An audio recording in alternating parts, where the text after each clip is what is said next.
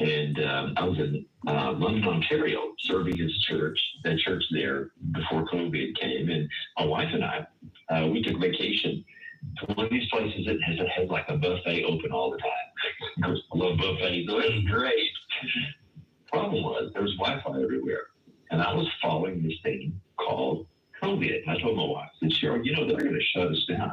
Serving a church, the large church up in London at that time, multicultural church. And sure as we got back, Laconia shut down for months and months and months. And I remember, when we were shut down, we could meet in groups as church or individuals. We couldn't. Wi-Fi. We had to stay in our house. Meet in the cloud. I realized I was going to have to lead a church of 1,000 to a little tiny pinhole camera in my computer.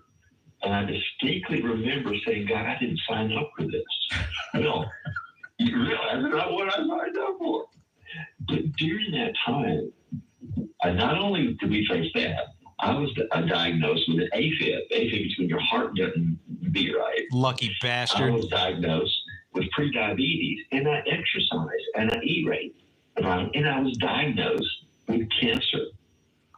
And the irony was, I was doing a dissertation, PhD research on stress. I said, well, Lord, I guess I'm going to be a lab rat for this research, and the book came out of that. So that's the genesis of a lot of stress. He's still alive. Yeah, like, nobody signs up for the whole COVID thing, that's for sure. I think we all felt that. But on top of it, everything that was going on for you physically, and then as a result, I imagine emotionally and probably spiritually. By the way, it says that you... What should have done regarding the plague? That was in the Bible. That was Exodus 14:14. Far from here. I know. Yeah, I'm in Simple. Buffalo, New York. We cover most of southern Ontario. This guy I tried to talk to. To Toronto and beyond. London's not that far out of the range.